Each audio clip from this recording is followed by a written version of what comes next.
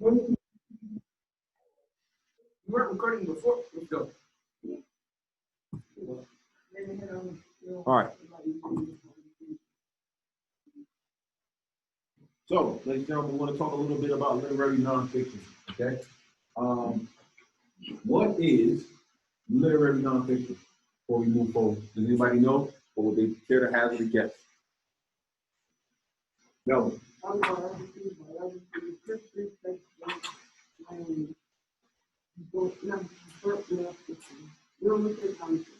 Okay.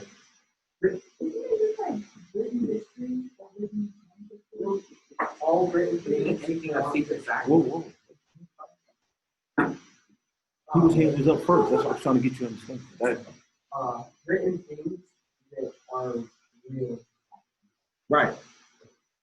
In the simplest term, nonfiction is a creative way to relate real world or reality. Okay? It's about telling a story using actual events and facts.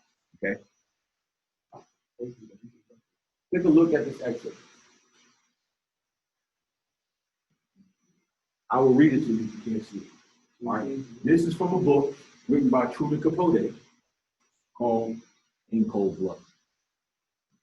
Until one morning in mid-November 1959, few Americans, in fact few Kansans, had ever heard of Oakland, like the waters of the river, like the motorists on the highway, and like the yellow train speeding down the Santa Fe tracks. Drama in the shape of exceptional happening, and never stopped there. The inhabitants of the village, numbering 270, were satisfied that this should be so. Quite content to exist inside ordinary life, to work, to hunt, to watch television, to attend school soldiers, choir practice, meetings with the 4-H club. Then, in the earliest hours that morning in November, a Sunday morning, certain foreign sounds impinged on the normal nightly Holcomb noises, on the keen hysteria, coyotes, the dry scrape, stumbling tumbleweed, racing, proceeding wail, locomotive whistle. At the time, not a soul in sleeping Holcomb heard them. 4 shotgun blasts that, all told, ended 6 human lives. But afterwards, the townspeople, theretofore efficiently unfearful of each other, seldom troubled to lock their doors, found fantasy recreating them over and again. Those somber explosions that stimulated fire, mistrust, and glare, of which many old neighbors viewed each other strangely and as strangers. Now, no, it's not too fancy, it's actually beautiful. The level of description and imagery, right? If you can't, the diction that Capote uses here is lush and deep. You see and hear and feel everything, right? I mean, me personally, that's what I study. This first one, like the waters of the river, like the motorists on the highway. You know, I'm always telling you guys about figurative language. And like the yellow train streaking down the Santa Fe tracks, drama in the shape of exceptional happening, and never stopped. Now, yes. An actual event that happened in 1959 in Holcomb, Kansas. An entire family was murdered. I think that part, it was, I think it was, no, not a babysitter. I think it was a drifter coming through town. Yeah, it was 4 shotgun blasts. But it killed 6 people. But this event did actually occur in Holcomb, Kansas in 1959. That makes more sense now. Like, shotgun blast, mistrust. I thought there was like a murder in the I was so lost. It was fucking like it wasn't so. What you have, if you read it, if you paraphrase it, right? You have this sleepy small town where everybody knows everybody, so much so that no one locks their door, right? And one night, nobody's paying attention because nobody ever expects anything to happen in little old Holcomb. 6 people died. Now all of a sudden, everything changes. Viewed each other strangely, and they're strangers. Before, No big deal. You can just walk in anybody's house at any time and have this event. Now, the reason I'm showing this to you is because, again, this actually happened, right? However, it does not read as a simple, here are some events that occurred in 1959 at Hope, Kansas. It reads as what? It's literary nonfiction, but does it read like a historical account? It reads like a beautifully written story, right? And that is the essence of literary nonfiction, all right? Literary nonfiction is about taking something that happened and telling it in a creative way so as to make it accessible, comprehensible, and engaging for the reader.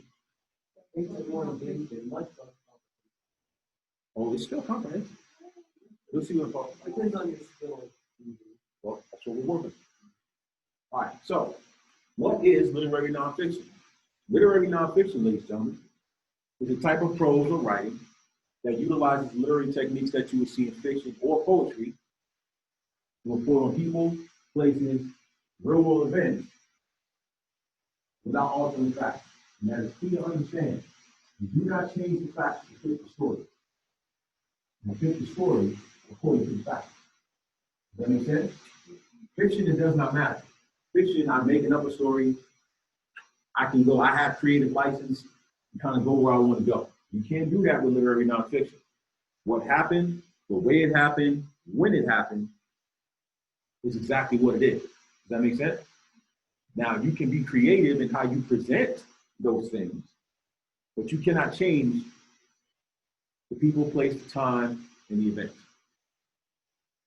If thing happened, if thing A happened, and thing B, and thing C, that's the order you got to give it. You can't change the order. I get that. Breaking up a coin. Okay. All right. So, also called narrative or creative nonfiction. Okay.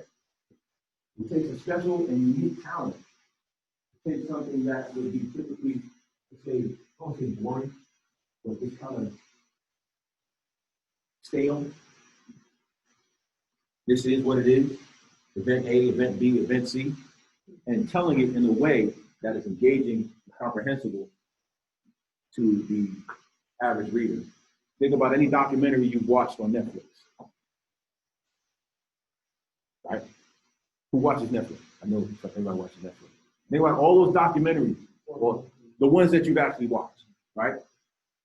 They're telling you something that actually happened, but they're telling it to you in an entertaining way. For example, Tiger King. Carol Baskin Killed her husband. Right? That is a documentary, but it was entertaining, was it not? Yeah. These things actually happened. As we speak, Tiger King himself is still locked up in that Oklahoma prison, while Carol Baskin is on Dancing with the Stars. They're real people. Yes. Huh? What is it about? A guy. I'll tell you later. All right. All right. So here's what makes literary nonfiction different. Okay, and I kind of already said it, but literary nonfiction is a way for writers to share their perspectives about the real world in a way that is accessible and comprehensible. All right. I like that quote by Mr. Lee Gutson, called the godfather of literary nonfiction. Creative nonfiction writers do not make things up. They make ideas and information that already exist more interesting and often more accessible. There's a lot of things in the world. There are a lot of stories in the world that you guys have read and been told. And the only reason you read them is because they were made interesting. All right, who's watched Snap? Those criminal shows on TV, like Snap, First 48, what is it, Homicide Mysteries or something like that? That's not in the book. But Snap, now I use Snap as an example because I've watched a number of episodes, and I'm not trying to be biased here. It's just every time I turn it on, here's the storyline. Boy meets girl. Girl falls in love with boy. Boy cheats on girl with girl's sister. Girl, that's just one episode. Girl gets mad, kills boy, and system. Right. Whoa. But what I'm saying is, now that's not the only storyline that you see. But every time I turn it on, it's that or something similar, right? So what you have is a relation, a telling of real life events. These things actually happen. But the way they tell the story causes you to be what? Engaged, right? So even though it's still TV, you could make the argument that it is, in a sense, nonfiction, because it's real world events being told in a creative way. I'm so glad you mentioned World War II. We'll get there in a minute, though. All right. So if you take a look, you have the different characteristics and you have the basic key elements of literary nonfiction. You probably will not actually write down the key elements of literary nonfiction, because if you pay attention, you will notice they are no different than the key elements of fiction. Right? Plot, conflict, point of view, characterization, tone, figurative language, all things that we have talked about in fiction and in poetry. The one key difference is the author's purpose in terms of the elements. And the reason it's different is because when it comes to fiction, especially, not so much in poetry, sometimes poetry can have multiple purposes. But there's really only one purpose, generally, for fiction: to entertain. I'm going all Star Wars, fiction. I just want you to eat some popcorn and chill out for 3 hours, right? Lord of the Rings, huh? Right, but it's meant, even though you could learn something from it, the primary purpose is to sit you down and entertain you.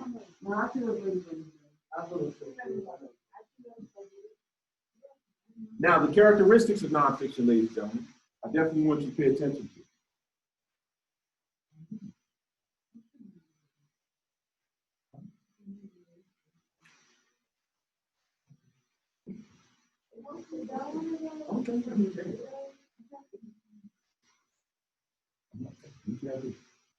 Right. Characteristics of nonfiction include accurate and well-researched information. All right, that is a huge difference. That is a huge characteristic, okay? Information that you can go and verify. It typically blurs the lines between fact and fiction by utilizing a literary style. The author's storytelling ability. Again, unique talent. It takes a unique talent to be able to tell a story while teaching you something at the same time, okay? Literary nonfiction, ladies and gentlemen, puts emphasis on precise and skilled word choice and tone, or use of word and tone, excuse me. And it's key to the assumption that a reader is as intelligent as the writer. Typically, in fiction, in poetry, fiction especially, you have a target audience. So you write according to that audience. Your word choice is based on what you know your audience will be able to understand. That make sense? Nonfiction, not so much.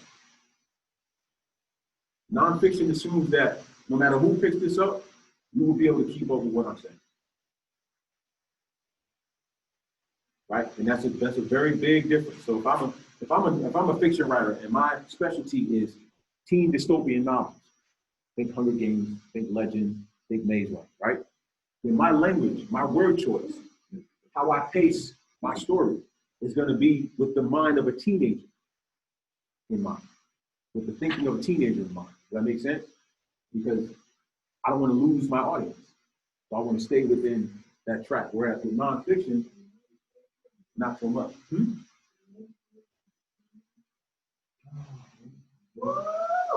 you need a minute? Do you need a minute? Do we need to leave the room? All right. 5 seconds, move forward. 3, 2, 1. Now, as I told you, the essential difference between literary nonfiction versus fiction, stuff like that, is the author's purpose. Okay? You guys have been trained and taught the 3 central ones, which is persuade, inform, entertain. You also have explain and describe. I'm not saying that you guys didn't go over that in the 8th grade. Yes. Nope. Oh, Yeah. What's the difference? the sergeant is like going into detail, statistics, but you're gonna, dig into it. And then explaining is like telling you Why something is what it is, right? That is a vastly huge difference. I can describe something without explaining. I can explain something without describing. I can explain what happened when I went to the store. I can describe my journey to the store. Two separate entities. While walking to the store, I passed a hobo on the right side of the street. This hobo had tattered clothes. He smelled like tiger piss.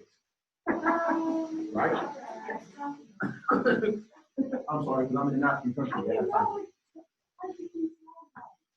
Have you never been to the zoo? no. But I don't go down there. You don't have to go down there to smell it.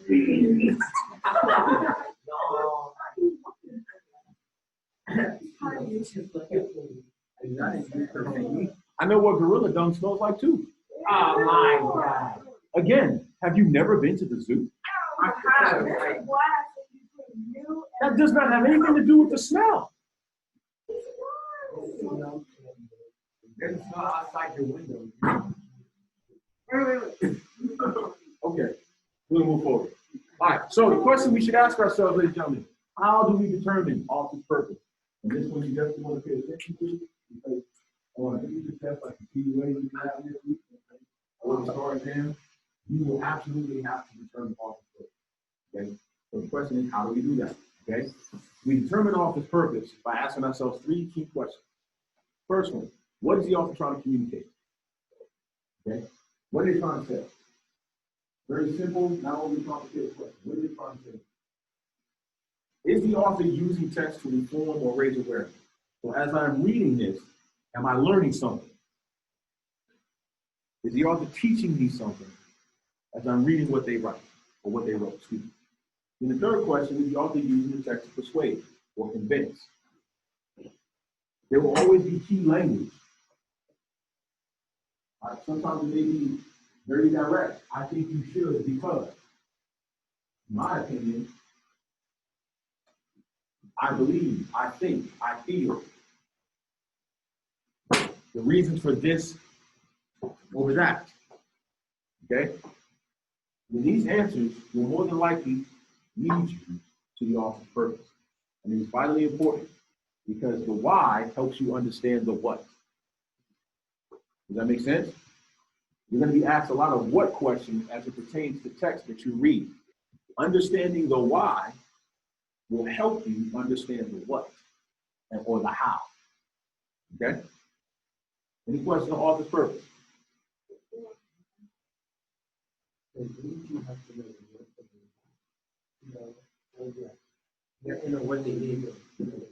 No, you're going to be told the what. When you're sitting down taking things like CUA or STAR exam, most times they're going to ask you the why. Here's the what. Tell me why. And sometimes you may get it in reverse, but knowing the why helps you better understand the what. Make sense?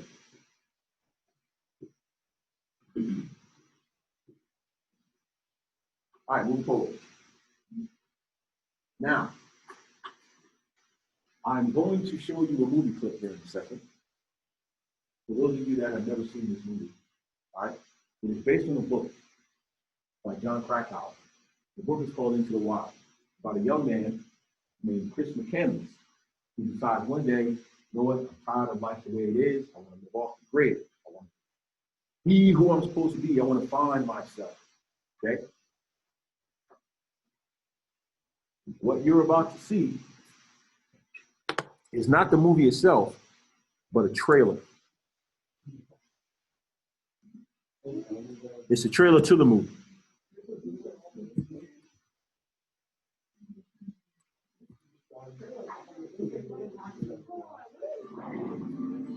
searching for this world. Who go looking for adventure.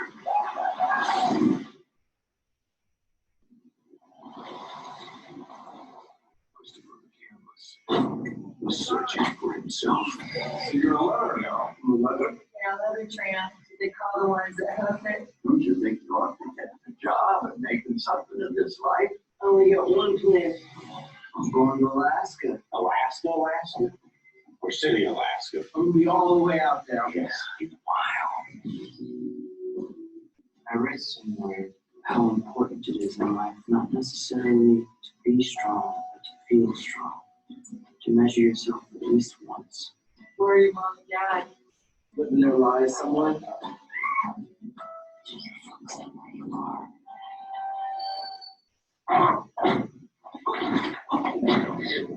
I wasn't dreaming. I didn't imagine it. I heard Chris.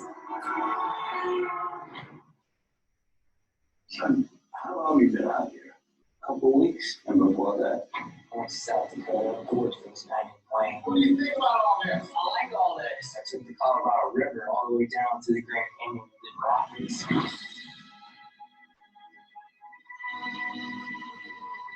What's the N stand for? North. Your great Alaskan adventure.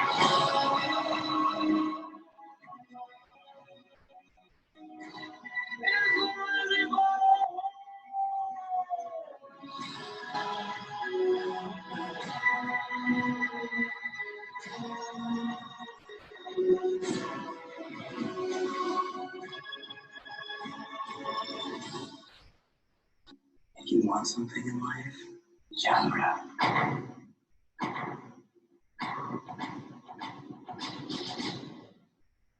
See that bus that he was sitting there? Yeah. Hmm? Yeah. Because of the berries, right?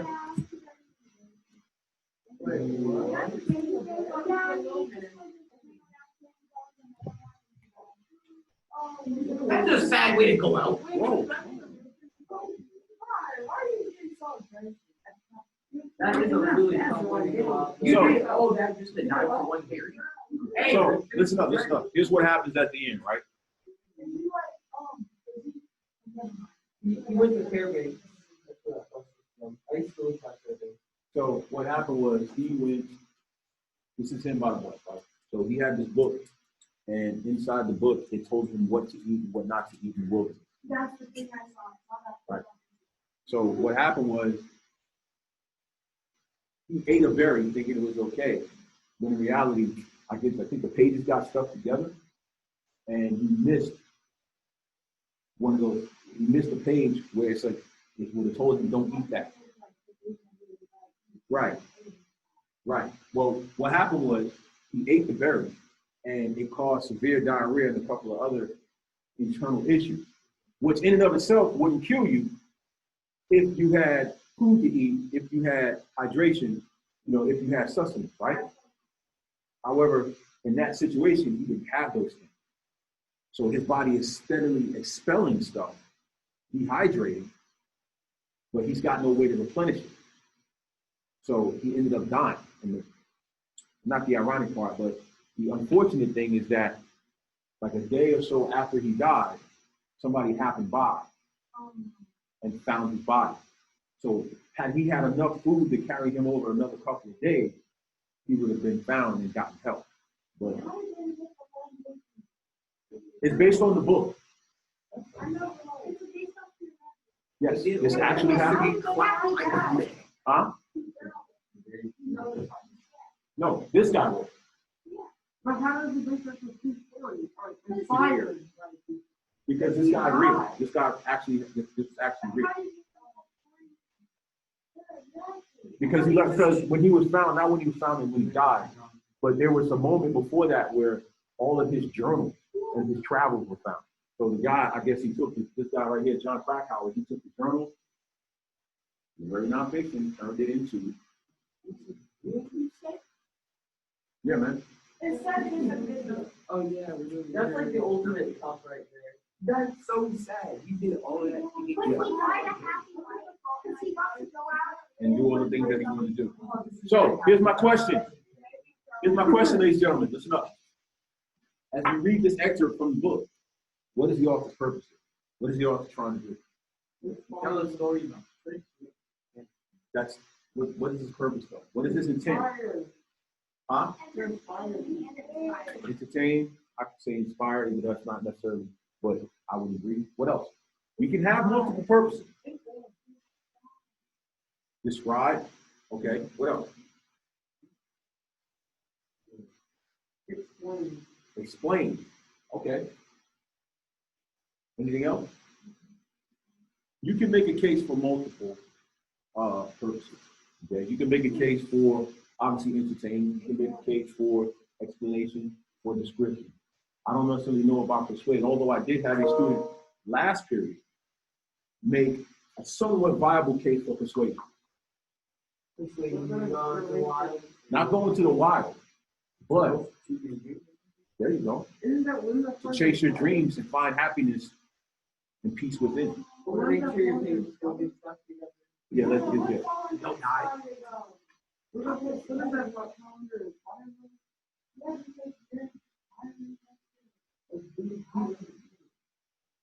But inspire is not one of the. Inform, that's the I, not inspire. But I will put it under persuade.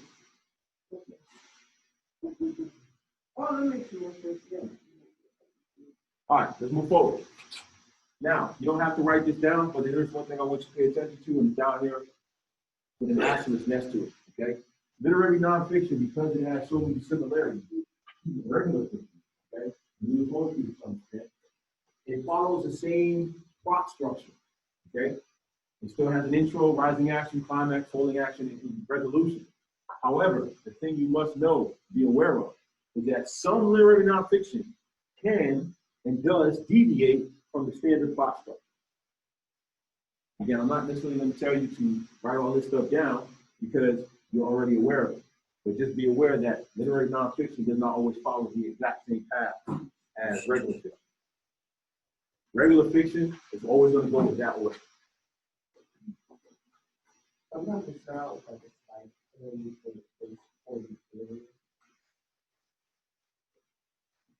All right. So any questions on plot? Again, we already know what these are. Rising action, builds up. Now, next thing, has anybody ever read this book or seen this movie? All right, so I'm going to show you another clip, ladies and gentlemen, from a movie. It's called Unbroken. The movie is based on a best-selling novel about a World War II veteran named Louis Zamperini. Mr. Zamperini was captured by the Japanese and put into a prison camp. Did he escape? Eventually, yes, he was freed. Now, what you're about to see is actually this excerpt right here on screen. Okay? Now, obviously, Hollywood tends to take stuff, especially from a book, and embellish a little bit. But what you're about to see is these words on screen. My head goes about being shot down.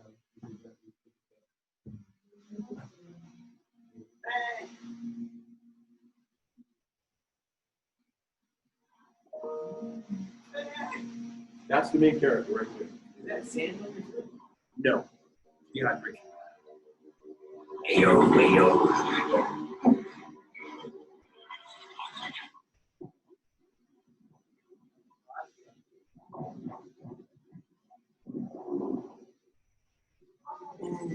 The shark's gonna take his leg off. It's gonna take his leg off. It's gonna take his leg off. Relax. Watch.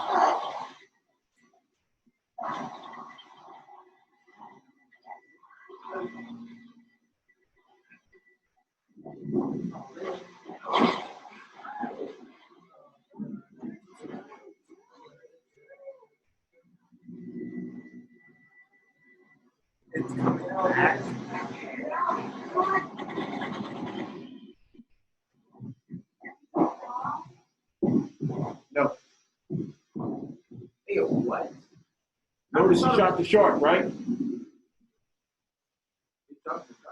Yeah. Right. Yeah, and he's the one. I saw him slap. Now the shark's gonna smell the shark. Where's the rest of it?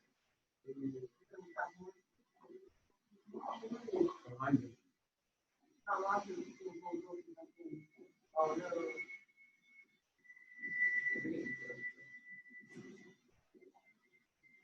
Oh,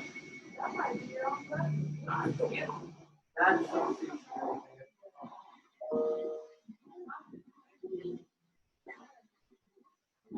They didn't get hit once. I was really go through the rest when I did that. War. Oh.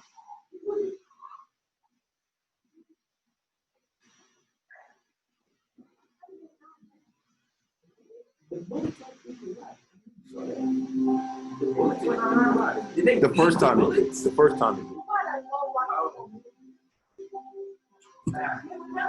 Raise your hand if you have a fire stick. Oh, I mean, I implore you to watch that movie on your own. my remote doesn't Why work. do you?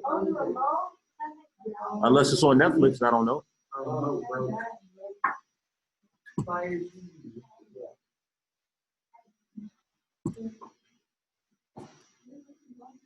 Yes. Hmm? Yes, if that's actually happened, yeah. Probably much less. All right, so real quick, ladies and gentlemen, we're probably going to end it right here. All right, 5, 6 more. This event, the one you just watched, all right, this event takes place after Louis Zamperini's World War II bomb. He was part of a bomber crew. Crashes in the Pacific, but before his time in a Japanese prison camp. This event, therefore, will be considered what along the plot structure? Rising action. Rising action? Anybody disagree? You can happen before he got captured. Before he got captured. He ends up in the prison camp, then he's in the prison camp, and then he's free. Izzy, you got your hand up.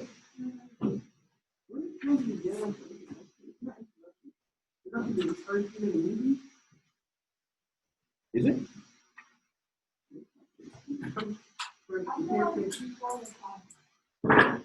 So rising action. Mr. Johnson, what do you think? I'm sorry, did I interrupt you? What do you think? Where would that fall on the plot line? That scene. Remember, this is before the Japanese prison came.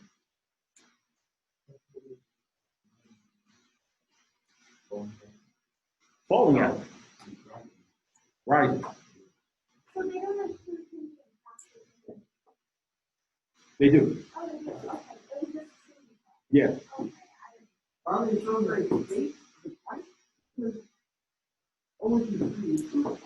He eventually was free. He was, obviously once we won the war. Oh, okay. Yeah.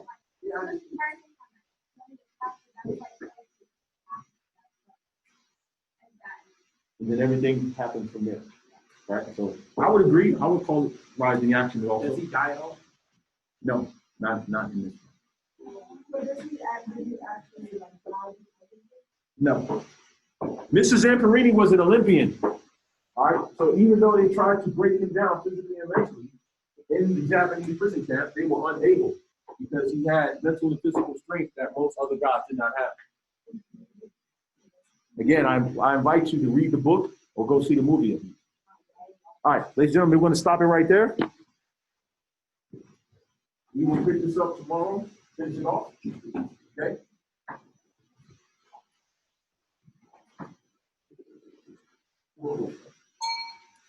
Wait, if you write it yourself, is it an autobiography or an autobiography?